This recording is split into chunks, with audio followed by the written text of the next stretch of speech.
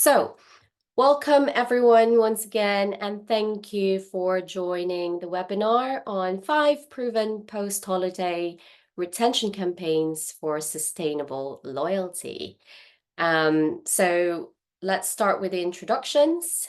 I'm RB and I'm with MoEngage. I'm their Senior Product Marketing Manager for Europe.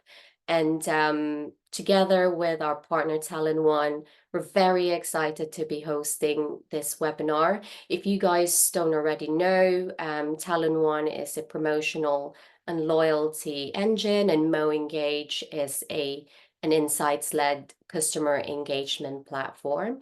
And together as partners, we enable brands to track and really understand customer behavior so that they are able to deliver effective loyalty programs, referral, and rewards campaigns.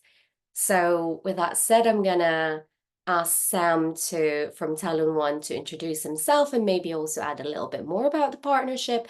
And then we'll get the speakers, Alyssa from Catkin and John from Aesop to also introduce themselves. Hey, good afternoon. Good morning, everybody. I'm Sam, Director of Industry Strategy here at talon.one. So I help businesses build and implement customer incentives strategy. So really thinking about what are we trying to get our customers to do more or less of, and how do we nudge them in the right direction with meaningful, engaging rewards. So mostly promotions and then loyalty program incentives as well. With MoEngage, we kind of manage like the validation of incentives, and then would communicate those through MoEngage's channels and kind of use MoEngage to really bring our incentives to life and get those to the right user at the right time. So really excited to be here. I mean, I think I especially love the word sustainable and the title of today's talk about focusing on how do we build incentives that really make sense long term for the relationship with the customer. So yeah, excited to be here. Been working in the space for about 5 years. I guess my first touch was selling coupon books as a fundraiser for my football team. So I could count it longer if I add that in from my middle school years. But yeah, great to be here. Excited to get into these cases together. And Alyssa, we'll hand it over to you for an intro. Yes, hi. Yeah, so thank you for coming, everyone.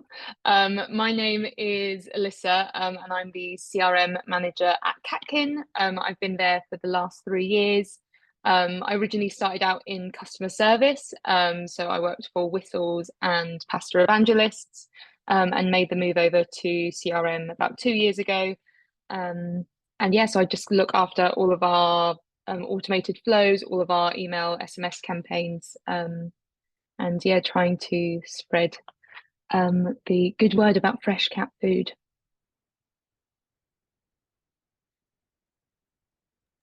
And John? Yeah, good afternoon, or it could be good morning, good evening, wherever you are in the world. So nice to be here. Thanks again for the invite.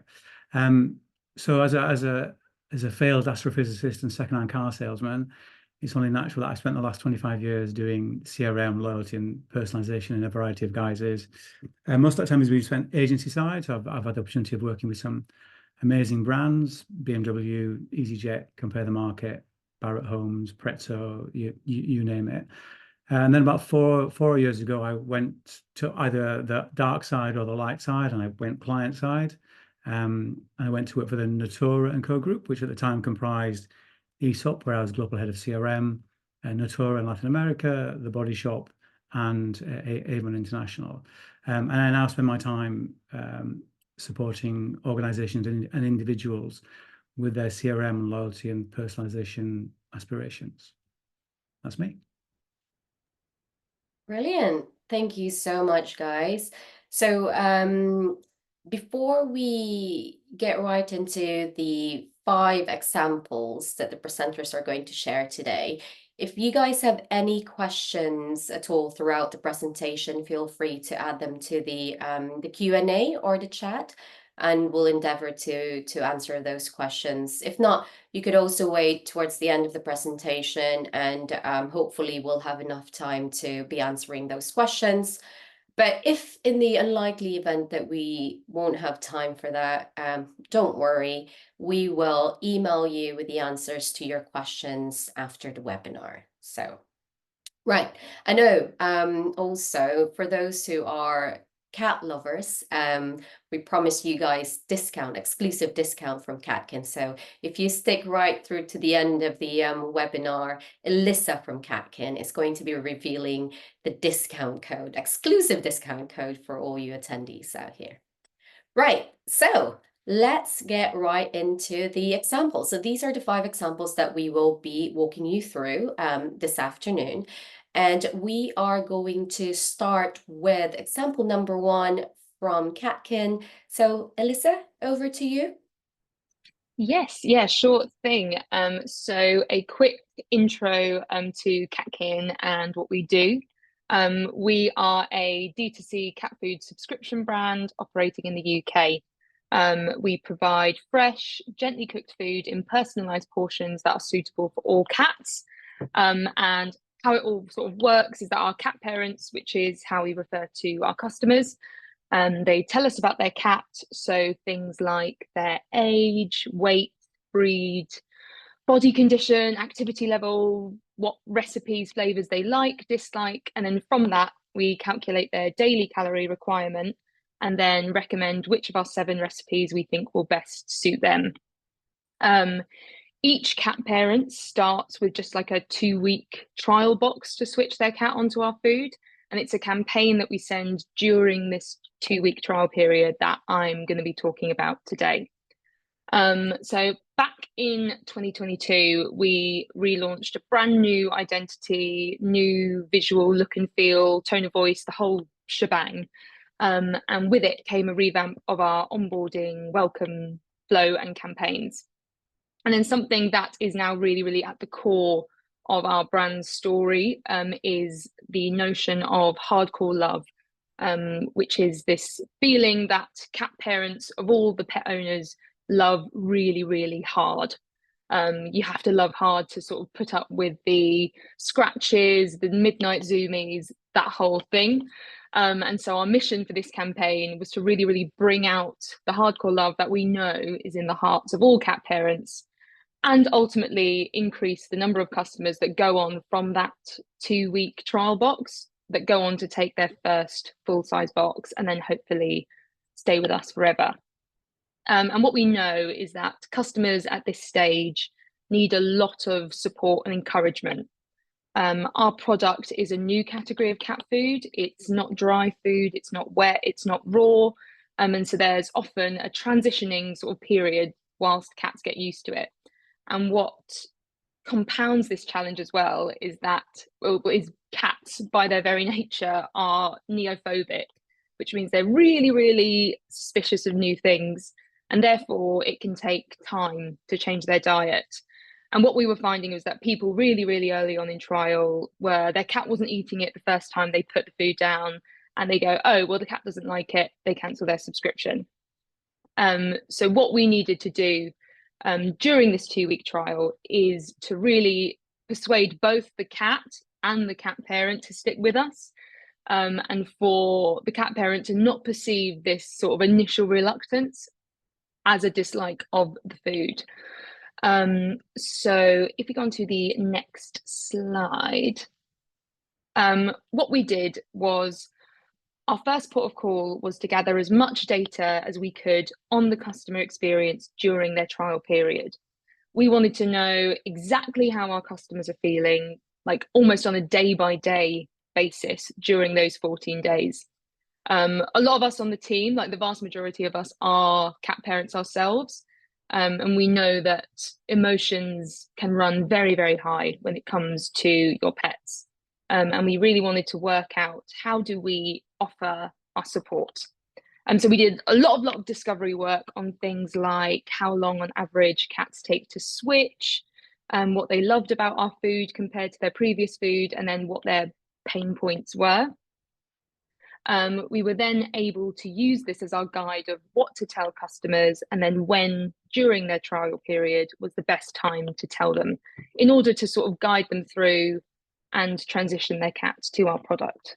So far, so good. But we wanted to push this experience further. We already gather lots of that data that I mentioned earlier, you know, age, cat breed, lifestyle, that whole thing. We already capture a lot of that. We use that across a lot of our campaigns in order to improve that personalized experience. So we always refer to their cat by name.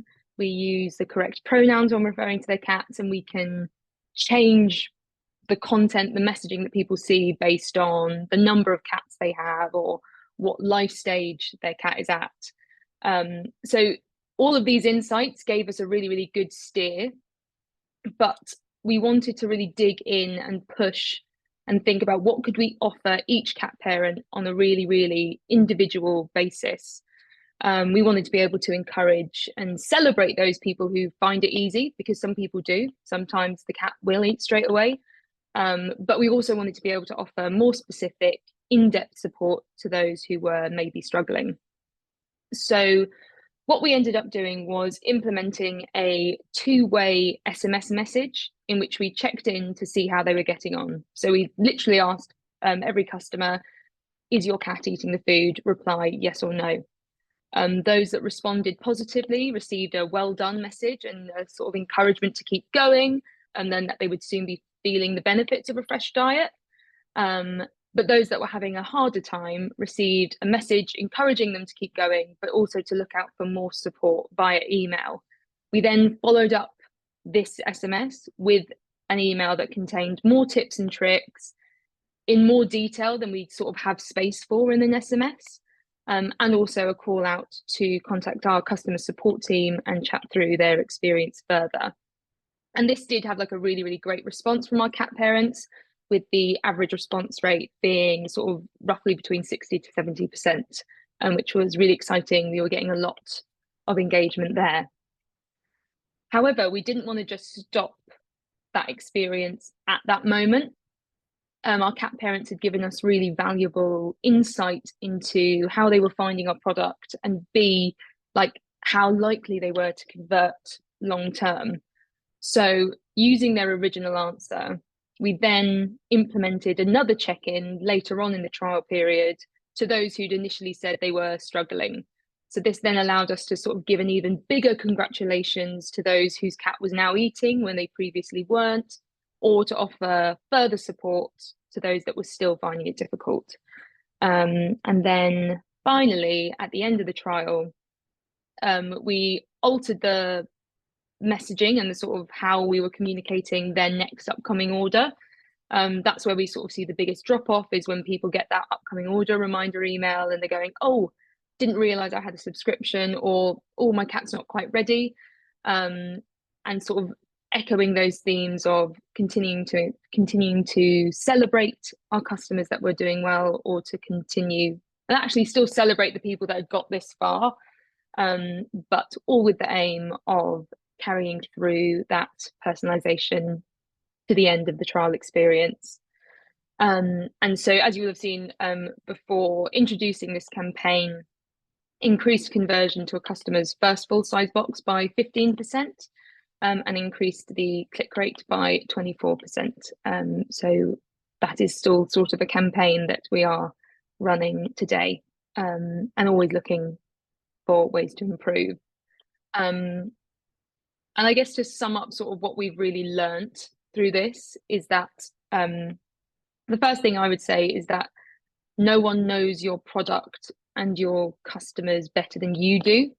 And I would really sort of say use this expertise to genuinely help them have a better experience, which sounds like a sort of bit of a no-brainer, but I think we do at Cat can use everything we know about cats, about cat owners, all of this with the aim of serving people content that's relevant to them, that is genuinely helpful. And I think it's really easy to get caught up in the specific metrics. Like we have a lot of pressure to be making the numbers go the right way. But returning to the question throughout a project of how is this helping? How am I adding value to the customer experience? I think is a really good barometer of keeping you on track and being on the right path, and having this as an intention from the outset and revisiting throughout the whole of a creation of a campaign, its implementation, its optimization later, having that as your compass, I think is a really good way of guiding you into creating customers that love you. And the second thing is that customers will really happily give you data if they trust you will use it to serve them, and prove this to them early in their journey. Like, as I mentioned, people give us a lot of information about them and their cat when they sign up to us. And we immediately use it to personalize their experience. I think there can be a real lack of trust with companies and how they use our data. And I think we really, really try to show our customers that if they share with us, we will use that to really enrich their relationship with us as a brand. And yeah, that is everything I had to tell you today. So thank you for listening. And just a reminder that yes, we do have a 25% discount off of our trial box of fresh food, but you will have to wait until the end for the discount code. That's great. It's great, Alyssa. Really, yeah, perfect example. Yeah, sorry for that, but yeah, I would love to ask a couple questions on this. I mean, I think there's some really good stuff in there. One thing I was curious about. So one of like the exit paths for the campaign does involve contacting support or kind of getting extra help from support. Did you face any like pushback in the business about kind of adding additional tickets onto the heap, or how did you manage that, or justify like the actual personnel time that might go into supporting that? It is like a hard one, and it's something that like we have. I mean, I would really, really shout out our customer service team for being excellent. They are like, we refer to them as our cat experts because they are exactly that. And so what we've tried to do is, without wanting to really, really increase that CX contact ratio, is we would rather, if someone was going to cancel, one of our best mechanisms of preventing that is, in our view, someone speaking to one of our agents. We do have very, very personal conversations with them. They are that best tool. And so what we've done is then to sort of really, in terms of other things in the business that are priorities, we are sort of trying to drive as much of sort of energy there in order to preserve the ability of our agents to sort of talk, ideally on the phone, like with a cat parent for a longer amount of time. So it's things like we try to make things in our account section as frictionless as possible, try and make sure that everything really, really works so that our agents aren't sort of tied up with making easy, I guess, subscription changes for customers, because we would rather they spent their time talking to someone about their cat, in essence. Yeah, that's great. I love that. I mean, I think that it's such a good example of like using different channels for different reasons. Like SMS is kind of quick bites, moving that over to email when you're looking to kind of when the customer could use some more rich information about how to take care of the cat, and then moving that over to support phone calls once there's kind of a chance to solve something quickly and provide some real value to the customers. Yeah, it's all really, really powerful stuff, and I love what you're saying in there about trust in the brand too. And I think that every industry has some kind of view, some ability to get some kind of like sacred data that kind of forms like an unfair advantage for them once they know that about the customer.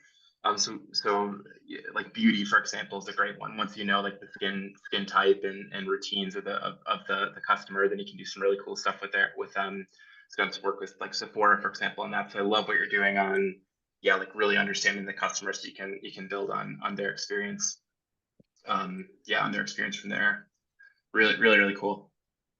I think it's nice as well because are you finding the balance between, is your focus helping the customer, or is your focus helping the customer to buy more from you? And of course, the CMO wants the first bit, and the CFO wants the second bit, right? So, but you seem to be finding the right balance, and I guess showing that actually by helping the customer, you actually do drive transactions as well. It's not purely a selling message, 100%. Yeah, it's nice. Yeah, it's like, I think it's having that long-term picture in mind, that I would rather someone because the thing is, I think we also find like cats go off food. Cats one day will eat something, one day they won't, and allowing that customer whose cat is maybe changing their mind to cancel, to come back, and having that faith that if we allow them to do that and to sort of support them through that, because we know cats, and I think that for us particularly, that's what it always comes back to, is that it all feeds into cementing with our customers that we know them, we know their cat, and we'll always be there for them. And I think it's sort of, yeah, it's a real balancing act of short-term revenue drivers and actually holding fast and sticking to our guns and trusting that these people, if they love us, they will come back and they will return. And Sam, I wanted everyone to make sure that they didn't miss the fact that you actually did say perfect at the beginning of that session. I had to claw a cat pun in there. just scratching the surface of what I could do. But, had to be done. But this is a great example of sustainable loyalty, what Catkin is doing. And also the fact that you mentioned about the level of personalization that goes into this as well, even down to making sure that you use the right pronouns, right? So you kind of just don't think about that. Well, unless obviously you're running the Catkin marketing efforts, just but you wouldn't ultimately think of that because you are just marketing to humans. But then, you know, little things like that do matter. Yeah. What a great example. Shall we move on? Example number 2, over to you, Gian. Thank you. Yeah, so I've got 2 examples of during my time at ESOP, and they're actually campaigns that they're continuing to do. So for those of you that don't know ESOP, it's Australian-based skincare and beauty care brand, amazing products. You know, I'm actually 97, as you can tell, this stuff works. And when I joined them, they were part of the Naturo group. They've now gone over to the L'Oreal stable. An amazing brand, 37 years old now, renowned for the experience that they give you as a customer, and slightly non-conformist. And when I talk about one of the products that we sold and still sell, you'll understand why they're slightly non-conformist, and actually had a very unique view in terms of the delivery of personalization. So always want to deliver very light personalization. So actually, for me, that was brilliant, because my mantra is always that, you know, personalization without a purpose is pointless, right? So it's a fact, actually, how are you using the data that you're collecting and the data that the customer is giving you to deliver that to the right level of personalization. So the first example that I wanted to touch on was, and in particular for new customers, right? So for new customers that you've picked up during holiday season, during your peak seasons, actually, you want to start building that relationship, and you want to learn more and more about that customer, or as historically it's been called in the industry, progressive profiling, right? So what are the things you need to learn from that customer from day one that allows you to move on that relationship, deliver great personalization, great experience, but what can wait for 2-3 months as you're deeper into that conversation with a customer. And often, good personalization, from my perspective, is actually sometimes not sending content out to customers. And in particular, if you're in a brand or a product category where actually sometimes there is some level of sensitivity to the content that you're sending out. So whether that's because you're sending out gifting messages, or whether you're sending out flowers or family experience messaging.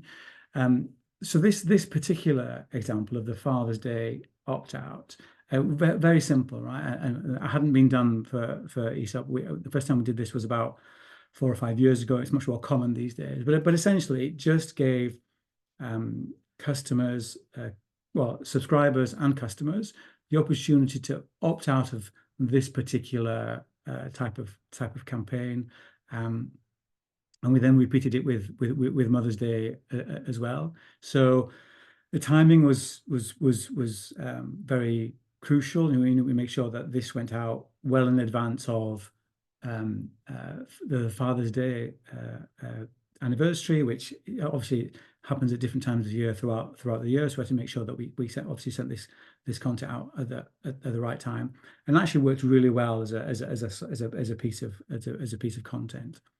And Albie, if you wouldn't mind moving on to the next slide. Some key things that obviously we had to look after as we did this. Well, obviously identify, the Father's Day variations across the various markets.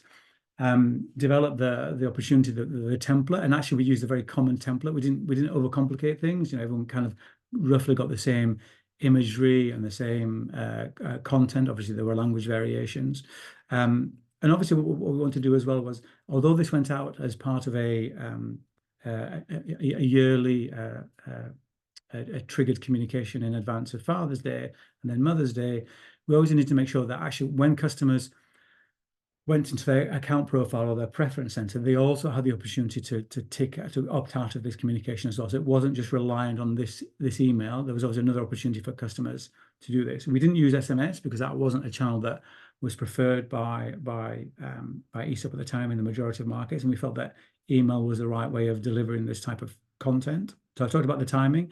So we normally sent this out about 6 weeks in advance of Father's Day across the various markets. And that gave us time just to make sure that customers had the opportunity to do this, opt out. It made sure that there was no reason why we couldn't then back end, deliver this opt out capability. You often see when you're unsubscribing from messages, you often see this message where please wait 7 days or 48 hours or 2 weeks for this to be actioned. In reality, there's no reason why it can't happen immediately. But we gave ourselves the 6 weeks. Our data capabilities weren't as good as they could have been when I first joined. So we just made sure that we built in a bit of time for us to be able to deliver this and not annoy and distress customers. If we then sent out this by mistake. And obviously, we just made sure that we then took these customers who had opted out of Father's Day communications and Mother's Day as well.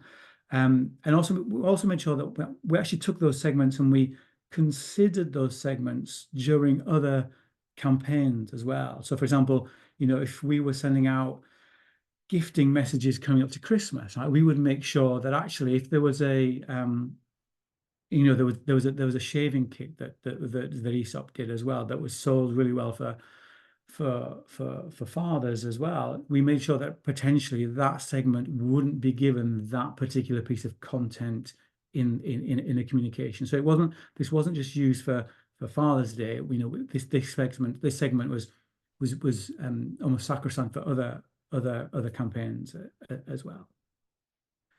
Some of the things that we learned from delivering this, actually, when we sent this out, the level of reaction that we've got just because we were doing this as a brand, whether you wanted to opt out of this or not, was amazing. And actually, that level of reaction allowed us to convince some of the naysayers within the business who didn't want to do this, because some people will go, well, I don't want to send this because I'm losing a selling opportunity, or if I do Father's Day and Mother's Day, where do I stop? But it allowed us to kind of show, look, as a brand, it actually reflects positively when we undertake campaigns like this. Copy, tone, and imagery, very, very important. In particular for a brand like ESOP, where actually copy and the creative that we use is really, really important as a reflection of the brand, and even more so when you're talking about a sensitive issue. And as I mentioned earlier at the beginning of this example, I think often what a brand doesn't send out is just as important as what it does send out. Brands can be accused of under-personalizing, and I think that brands can be accused of over-personalizing. So finding the right balance for you as a brand, I think is really, really important. And then I don't know if anyone's got any questions, Sam, Alyssa, or Albie. Otherwise, I'll move on to the next example. Yeah, there's this is really interesting. I guess like where I am in the business when you're discussing this, the one thing I would have gotten stuck on is what about all the customers that don't need to read this or get this, where they are just, you know, I don't know, like would be interested in Father's Day activations, whatever. So I find your first point in learning is really interesting, that those not a part of it see the value in providing this. That's really, yeah, it's very interesting because I feel like a lot of times we kind of get hung up in marketing around, I don't know, just making sure that things are relevant and not like missing the opportunity to get the right message. And this for a big part of your base would not be a directly relevant message, but just still kind of exhibit some brand value somehow. Yeah, because I think if you look at, you know, personalization, you know, for me, that's three key pillars of personalization. I mean, so brand is important, customer is important, and trust is important. And I think that messages like this really encapsulate all of those, right? Because I think that as a brand, you know, you need to be, the content that you send out needs to be a reflection of the brand, which is why sometimes, you know, if someone asks me, should I always personalize? My stock answer is yes, no, maybe, sometimes, right? Because I think that it's really dependent on the brand, what you're trying to talk to the customers about, what that conversation is all about. And this just reflects really, really well with a brand like ESOP. And as I said, that in particular, the first time we did this was actually in the Americas market. And I remember it just being picked up on all kinds of PR channels and public service radio, and it just went down really well. And not that we send out, not that you want to send out communications like this because you want to feel good inside the brand, but it does do that, right? When you get it right, it is nice to kind of feel the warmth from outside. It sounds like a bit of a soft thing to say from someone who spends most of his time working with data and CRM and personalization, right? But it is nice when you get that feedback from customers, even just customers who, and even actually individual customers who opted out, but also sent us a personal communication to say thank you for doing this because it, you know, it is a distressing time of year for me. And customers who didn't opt out, but just went, this is wonderful, right? This is exactly what we expect from a brand like ESOP. I mean, it doesn't have to be for every brand. I mean, there are a lot of brands that decide that they want to copy and paste, right? So you can go, oh, that seems really nice. But is it right for you as a brand? I think you need to take that into consideration as well. And customers then, you know, trust you more with their data if you follow through with this as well. Yeah, I love the kind of focus on, I don't know, I feel like a lot of segmentation that the brands do is still so much in like the RFM financial kind of way of thinking about segmentation. I feel like this kind of reveals like a more customer oriented segmentation versus purely brand financial oriented segmentation. So yeah, so kudos to you guys for figuring that out and kind of nailing the customer, the brand, and the trust elements there. Cool. Yeah. Next one. Yep, let's move on to the next one. Thank you. So when I talked about ESOP being quite non-conformist, obviously it's known for their skincare and body care, but actually one of the most popular products that the company has ever had were these post-poo drops, right? Which I think the description just does what it says. It does what it says on the tin, right, or on the bottle, right? So I'm not going to go into detail as to what it does, but certainly one of the most popular products in the ESOP inventory. So, right, during the holiday season, you're going to run out of stock, right? For whatever reason, whether that's holiday season and, you know, you've oversold, right? And in particular these days, supply chain issues. We always seem to come across those problems at the moment. You might have some inventory management issues. You might be producing a limited edition, right? That goes out of stock, or indeed you might even be. Some marketeers are quite cheeky with doing this, but faking out of stocks, right? Because you want to, you know, we didn't do it at ESOP, but you know, there are brands that do this. They kind of go, actually, I want to drive engagement with this. I really want to sell this product, so I'm going to either pretend that I don't have the stock, or I'm going to drip feed the stock into the inventory. So these things happen.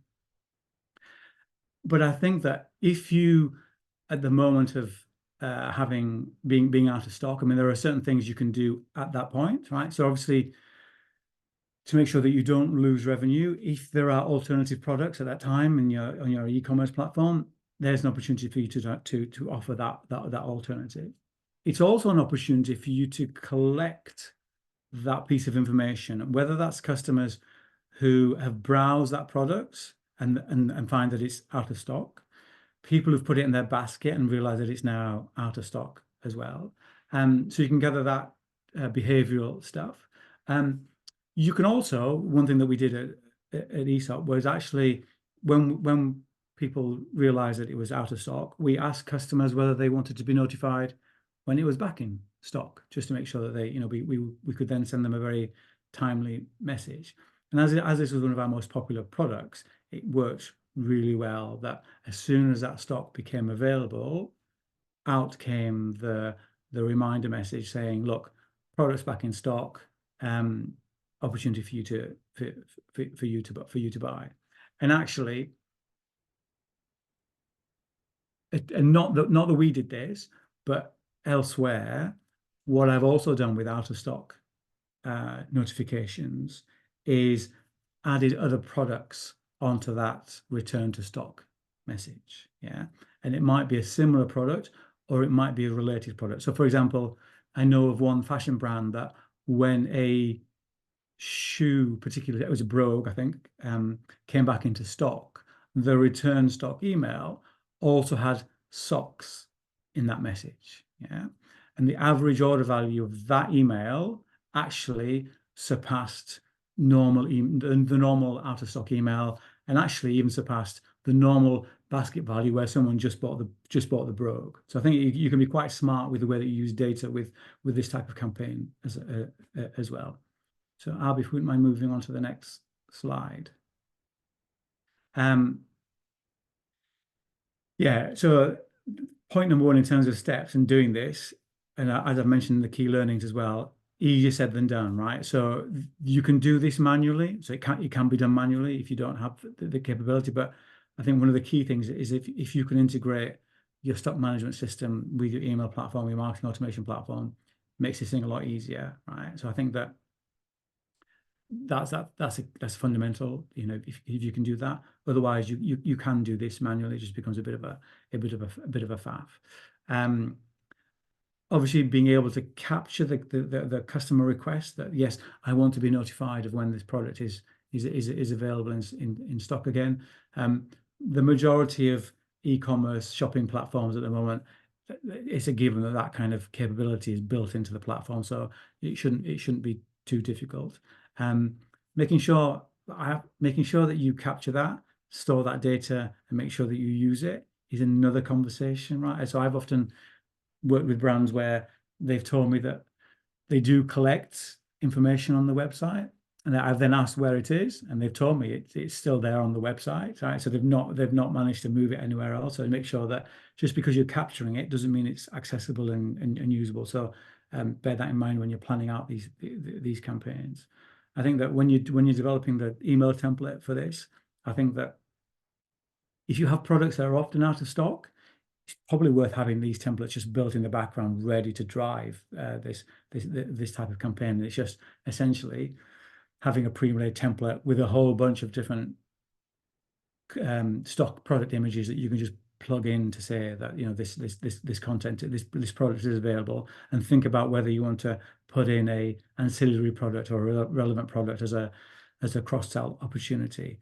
And then also, I think that one of the things to bear in mind as well is that although this type of email is often targeted at customers who've been on the website, looked at this product, put it in the basket, and it's now out of stock, this message doesn't just have to go to those as well, right? It can go to customers who have bought this product previously, and this is just a reminder to them to say, look, this is now back in stock, and it's just a reminder that this product is still available. And in particular, if you can time that message with their regular buying patterns with this particular product, right? So if you find that there's a particular shower gel that was out of stock, but is now in stock, there's a whole bunch of customers who, if they're still showering regularly, should be buying their shower gel right now. Why not combine that repurchase trigger with this out of stock message to kind of go, this is a popular product, right? So why not get it? Why not buy it now?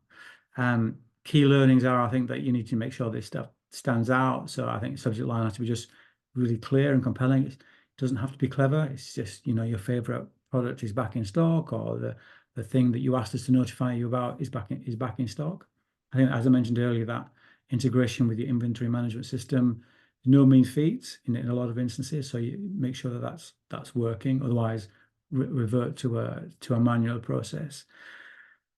And the last thing you want to do is you don't want to run out of stock again, right? So if you've got a whole bunch of customers that want this product, but you've got limited stock back in supply, consider how you flow that message out, right? So think about whether this just goes out to your VIP customers to start with, whether you consider doing, you know, first in, first out kind of capabilities of who asked for it first, got the first email. So think about how you're going to deliver that flow so that, again, the worst thing you want is for a return of stock message to come out of a customer, and they come back to the website and it's out of stock again, right? So I think that's when you're going to ruin that trust and lose that trust that you have with that customer and that you've built by telling them that their favorite product is back in stock. Yeah. Any questions?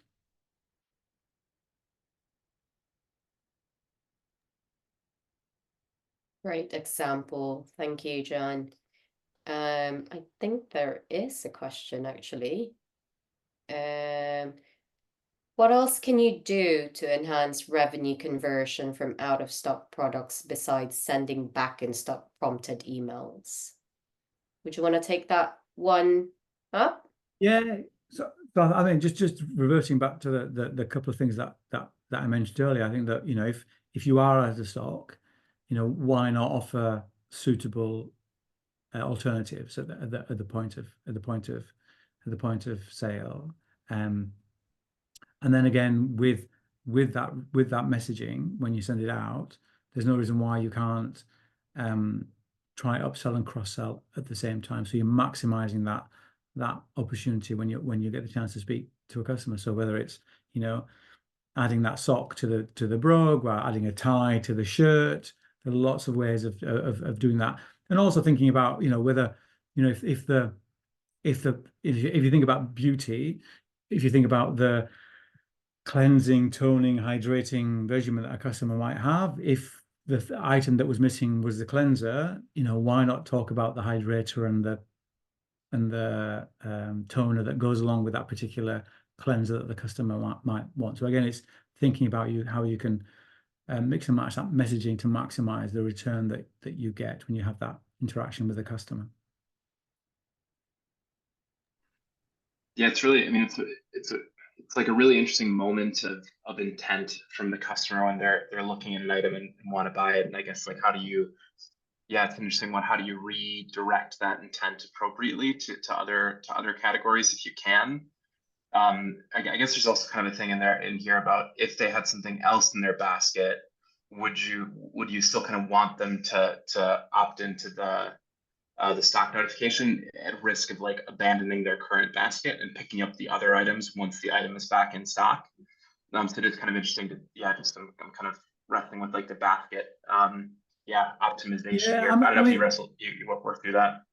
I mean, I've not done this, but I have seen this done where you and it depends on how much trust you have with the customer, or that the customer has in you as a brand, but you can sell them the basket even with a missing stock item, right? Because if they trust you as a brand and you say, look, it's out of stock at the moment, these 3 products you'll get in 5 days time, this other product you'll get in 10 days time, then you don't lose a sale. You might be duplicating on your postage, on your carriage costs, but in terms of fulfilling that customer need at that point, and the customer trusting you, I think that's a really nice tactic that shows a two-way trust between you and the customer. So I think that, you know, being open and honest and saying, we're out of stock, it's going to arrive in a week's time. As soon as it arrives, we'll ship it to you.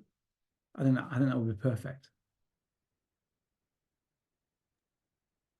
I did not know, by the way, that Aesop has got this product. I did not know such product. It is available in both my in both my bathrooms. Nice. I won't try a pun on this one, but it's very tough. But No. really interesting. But I do just before we move on to the next example, when do you then stop the communication of informing them about the return of stock? Because I know obviously, you can generate revenue by doing so, and by upselling and cross-selling other products as well. But in terms of doing this, at what point in the customer journey do you like give up and say, okay, well, look, we've told them that it's out of stock, we still haven't heard back from them, 2-3 emails have been sent, or other touch points have been already executed for them to see it, but nothing. Is that something that marketers should also be aware of as part of their planning?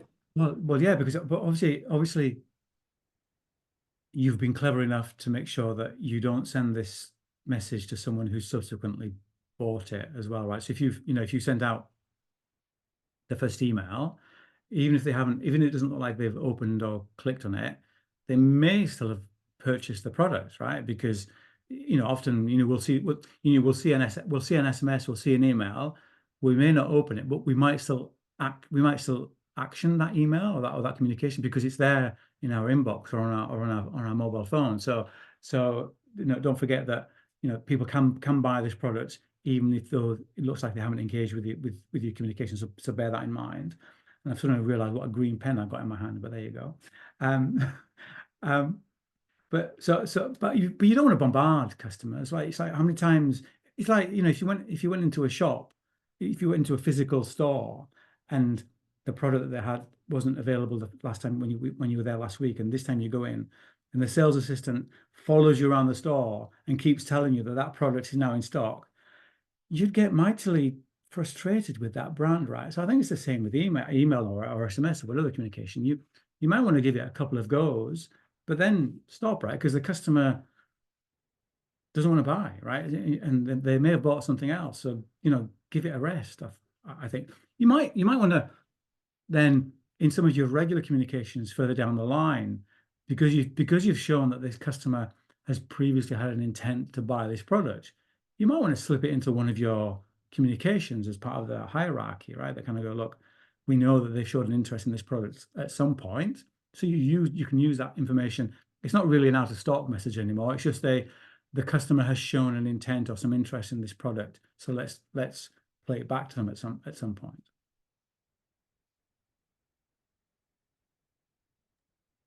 Thank you very much. Okay, let's move on. Thank you, Joanne. Let's move on to the fourth example now. Yeah, great. So I just want to talk for a little bit about discounting and customer incentives, and a little bit about what's been going on in the market here, really in retail. I guess to start with, like, discounting is really, really dangerous. And I know I've had some good chats with John in the past about this, about how he's kind of considered this in brands that really never discount, and like how do you kind of maintain the brand prestige, not have to start a race to the bottom where if you win you're in trouble. But discounting and price promotions, really do introduce a lot of risk. It cannibalize revenue, pull forward full revenue from other purchases. They actually decrease like the perceived quality of the items customers buy. They have a kind of a splashback effect on the brand itself and the premium of the brand. And a lot of brands have kind of dug themselves into holes on this. Sometimes that's just short-sightedness of chasing the sugar high of a revenue bump from giving a nice discount. And other times it's kind of macro stuff. So softening consumer demand, inventory pileups, the kind of inventory management we touched on briefly before. Like in 2022, kind of a supply chain spring back into gear after COVID, there's lots of stuff as supply chains were back in order, right as consumer demand kind of softened. So a lot of retailers were stuck with way too much stuff and had to move that somehow, and relied really heavily on discounts and pretty steep deals to do that. So we found in our work, and we work with a lot of really great brands that haven't kind of dug themselves in this hole, and others that are kind of that are kind of stuck in a difficult position where consumers have really been conditioned to expect discounts. And a lot of kind of the work that we do is how do you start to build kind of a healthier relationship with your customers. So I wanted to highlight one example of some work we do there of taking kind of a brand in the US that have been in kind of come in the habit of doing a lot of site-wide discounts. So come on, sign up, get 20%, 40% on kind of any sale days, and really stuff that was just eating into margin, and especially on smaller baskets where it just wasn't healthy. So the customer, one thing they started, it's just a journey. You can't fix this overnight because you don't want to kind of lose customers just by ripping away promotions if you're really heavy on kind of discounts. But one thing we really focused on with this customer is switching, first of all, towards moving your discounts towards like profitable, engaged customers who have a healthy relationship with brands. There's lots of really interesting stuff in the market. ASOS, for example, has done some good stuff on here about how do we, I think they're losing like 100 million pounds a year on 6% of their customer base. Who are really effectively using free shipping, free returns, and discounts, and basically, we're just losing money on there. So we see that kind of consistently across retail. So what we did here is we basically just really slowed down the site-wide discounts customers running on their previous tech and moved more towards buy more, save more. And I think that like bundles obviously have been around in e-commerce for I don't know, decades. But they are really powerful. Like, how do you kind of incentivize or nudge the customer either to think of two items that are really complementary and build heterogeneous bundles of items and kind of nudge customers towards bringing complementary items together, or homogeneous bundles, so buy one get ones and stuff, and how do you construct those to nudge customers towards a healthier basket.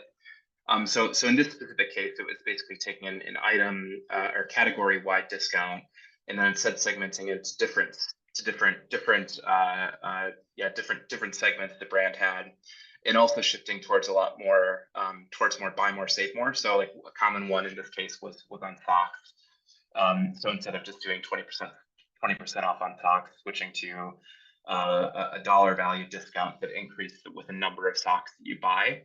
So also lots of kind of interesting thinking about the way that we perceive value from discounts. So dollar value discounts or pound value discounts tend to have a higher perceived value than price discounts. That changes like with really, 5% off a candy bar is going to sound better than 0.0 whatever, or 5 pence off a candy bar.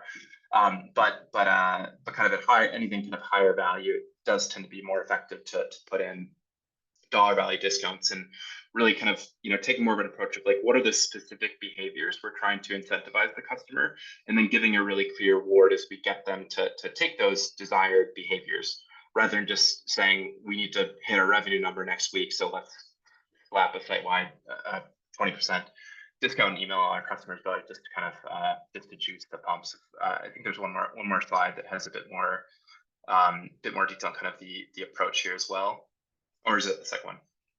Yeah, here we go. So part of this was technology. I find that in customer incentives, it's always a mix of evaluating what your technology can and cannot do. That's one part of it, but it's kind of a lagging thing. It's more the organization and the strategy of what you're trying to achieve here, and making sure that you have some kind of clear view of like the outcome of the incentive, and really kind of being clear about, okay, what's the brand outcome? So are we trying to get customers to try new product lines or just buy more with us, increase their frequency? Thinking about what's a meaningful customer outcome, and then pairing those together with a promotional mechanism that marries the brand outcome with the customer outcome. So it's kind of the big thing we observed with this customer.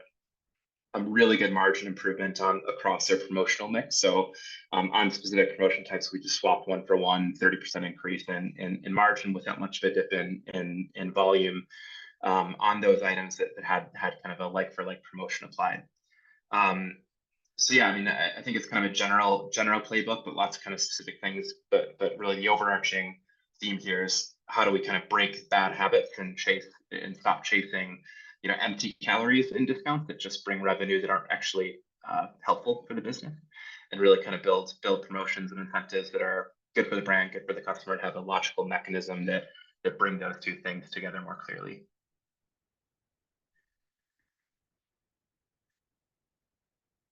So happy to speak more on that, or kind of, you know, incentives in general. Kind of my gig at talon.one. We kind of doing like incentive strategy work and work with brands like Adidas and Sephora and Eddie Bauer, kind of on how to design engaging incentives.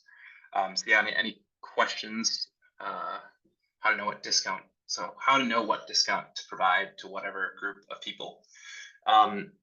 Yeah, I mean, I think that like yeah, I mean, obviously kind of having like meaningful segmentation and being able to experiment on what works with different segments.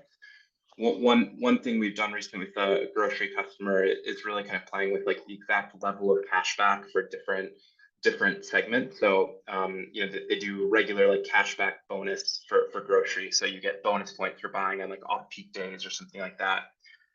So you know, I think that to get to a clear answer to that, it really does require some degree of experimentation of what works for different segments, and being able to kind of build like a meaningful sample on, you know, kind of whatever your segmentation mix is. Kind of the main way to approach that question is being able to test across different segments to learn, you know, what actually works and what's compelling. There's a great kind of golden rule in promotions from an e-commerce consultant, Chloe Thomas in the UK, who talks about promotions exist to get customers to do what you want them to do as cheaply as possible. So kind of being able to make sure that you're optimizing towards the second part of that as cheaply as possible, and making sure it's really efficient incentive for that outcome with that customer, that segment. Targeted discount is obviously arguably probably one of the most effective strategies that you could apply to your marketing efforts.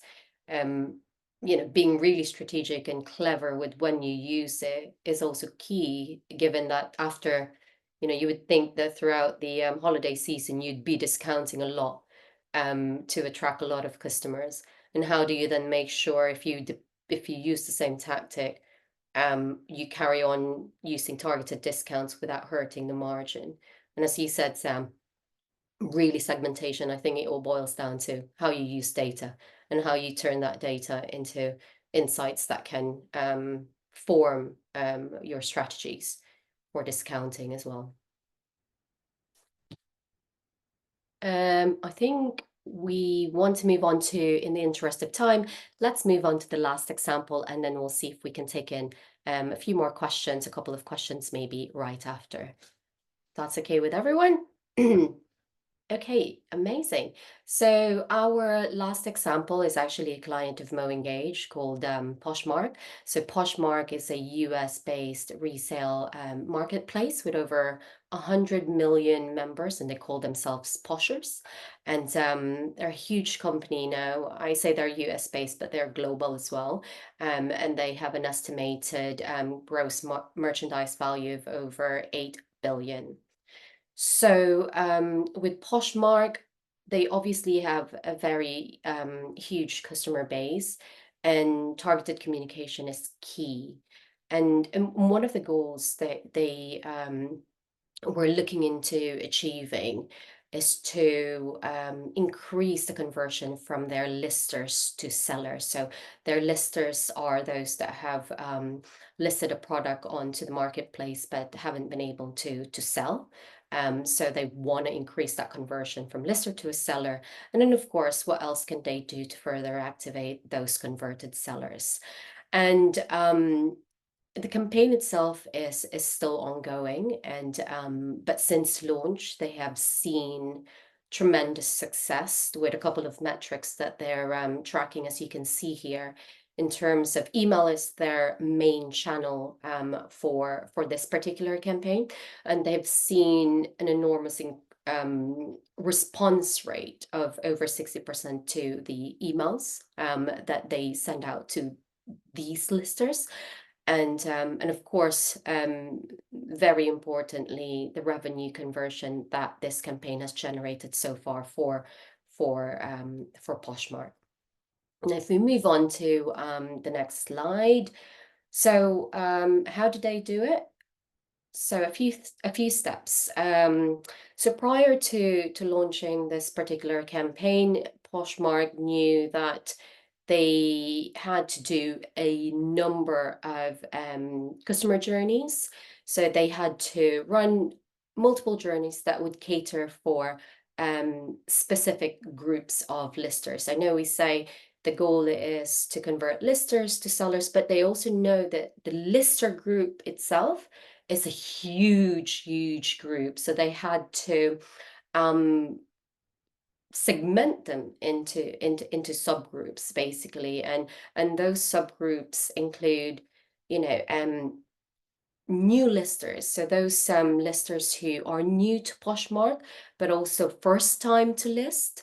So they also had subgroups of listers who have been with Poshmark for some time and have listed for some time but haven't really made that first sale. So really they had to rely on data to make sure that they are grouping them correctly before anything else. And so I mentioned earlier, you know, targeted communication is key for this particular campaign.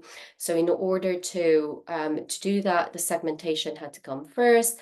And then once that's identified, then they are able to create the different types of messaging per subgroup. So it was also important for them to identify the unique characteristics of those groups. So, you know, whether the intention is to only really list, ever to list, and sell eventually, or are they the type of listers who would list and then make a sale and then buy at the same time? So as you can imagine, there are so many different journeys that they need to be looking into, that they need to be considering in order to cater for that bi-directional buyer-seller journeys. So depending on the type of lister, so what Poshmark did, they once they've identified the segments and leverage data in order to inform the different type of messaging that would specifically resonate for a specific group of lister, they have put together different recommendations, helpful recommendations to nudge the lister to the next step. So these recommendations included, you know, how they can help those listers to list the items that are popular on the marketplace, and using the right keywords in order to gain that traction, gain that traffic to their own Poshmark store, so that their products are then seen by potential buyers, down to choosing the right photos to use for that particular product. So, you know, has to be a photo has to give that impression that the product is, you know, attractive, or it grabs their attention, for instance. So even down to using, like I said, the right photo, make sure it's crisp, it's compelling, it's clear, and down to helpful recommendations on, you know, once you sell, make sure that you ship right away, you know. And one way to do that, and I think at Poshmark what they do is that they would advise their sellers to ship within 5 days. But of course, the sooner that you're able to ship the product that you sell, the better. There's much to be said when you get, you know, good reviews, obviously, then people will keep coming back. So by being able to ship the products quick enough, then that's another thing that you should be considering. And of course, pricing correctly, you know, little tips like, you know, adding the original price of the item, and showing the discount that you are giving for what you're listing, basically. So these are some of the helpful recommendations that Poshmark had to do for a specific segment of listers.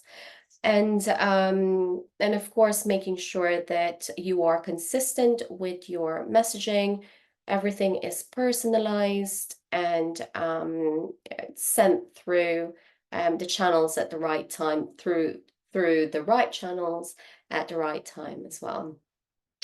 And in terms of learnings and helpful tips, I think this is kind of a trend throughout the examples that have been shared already. You know, data is key, but also you have to have that clear focus on what you want to achieve, and you can tackle it one by one. You don't have to achieve everything, so that can get overwhelming. And sorry, what I was referring to the trend was actually the customer data, of how important it is to really start with the customer data and have that cleansed data as well, because data is absolutely no use if you're not able to turn them into anything at all that will help inform your strategy moving forward. And the last bit is, it always is useful to have that right tool that can help you really you know, identify your segments and be able to scale with all your marketing efforts, and automating and streamlining to make sure that you are as quick and as effective with deploying all the campaigns that you have. That's it from this example. How are we for time? I think we probably, yes, we probably can take on a couple of questions for the speakers. Do we have any questions from the audience? Oh, there's one for Alyssa. It's Alyssa here. Alyssa, there's a question for you. Why did you choose SMS and email as the two channels for this campaign? Yeah, interesting question. So I think we primarily chose to use SMS for that sort of first check-in, based on its immediacy and its almost, I guess, like intimacy as a channel. In order for like our plans for this personalization to work, in the very first instance, we needed people to respond to the SMS. And replying yes or no is much easier. There's less friction than writing an email or picking up the phone, or like sending us a DM on socials or something like that to let us know that they're struggling. And by that point, it could be too late. And I think SMS really allowed us to be on the front foot with communicating with people, as well as allowing them to sort of give us that really, really key data point that will influence the rest of their trial experience in the easiest way possible. And I think a second part of that decision was to really, really early on in the customer journey, let people know how we were intending to use SMS as a means of communicating with them. I think like a lot of SMSs I've received from brands are very discount or offer based, and we do still use this kind of messaging in our overall SMS strategy, but we really wanted to get across to the customer that if we text them, it is predominantly to offer help or support and guidance. So sort of for us, I think SMS felt like the real key channel to use there. And then email just allowed us to then, I think, where we wanted to do follow-ups with more information to link out to our blogs. So we have lots of blogs on the whole sort of switching experience. We have a video that tells people sort of, or takes people through, and email felt like the best, and just the best place to put that content that was more almost a bit more in depth than SMS. Yeah, and then also tell people that like we wanted to signpost that our emails are also really helpful content as well. Yeah, I think those are sort of why those two channels shouted at us as the best ones for this campaign in particular. Perfect, thank you. Because others would consider as well the use of WhatsApp, for instance, as opposed to SMS, which I see brands slowly adopting to it as Yeah, well. I think that's definitely like where the future of this particular campaign could go for us. I think like WhatsApp is a really interesting one. Any other questions from the audience? If we don't have any other questions, any other parting or additional helpful tips and that our speakers would like to share? I think, yeah, I found a lot of inspiration in these. I mean, thinking about one, is it really helpful to invest in a customer to get them over some friction in the product journey, like with your pet owners. Really think about like what is specific intent or household data that would be helpful to collect and what would be meaningful to market on. Yeah, lots of really good nuggets to chew on. So yeah, really appreciate everything, Alyssa and John. Thank you for having me. Yeah, thank you so much, guys. Thanks to our speakers today, John, Alyssa, Sam. Thank you all, and the big reveal. There you go. I'll let you do the honors, Alyssa. Yes, so using the discount code MOEngage25 via our website, and you just enter that at checkout, you'll get 25% off your first order of our trial box. So that's 2 weeks worth of food for your cat. So personalized to their daily calories, 7 recipes to choose from, and we do also do little add-ons like nibbles and litter as well. So yeah. Please go and buy. Thank you so much to Katkin. Thank you, Alyssa, for being so generous with this discount as well. So there you have it, guys. MoEngage25. Go shop for your cats. And of course, before I will let you go, just a quick mention that we will be sharing a digital booklet, digital copy of the 5 examples that you have witnessed today with a little bit more information. So hopefully with them, you know, you'll be inspired for your existing campaigns when you come to reiterate them or optimize them, or for any other future campaigns, in order for you to elevate your customer retention strategies for 2024 and beyond. Again, thank you ever so much for your time, and hopefully see you again in our next or future webinars. Take care, everybody. Bye-bye.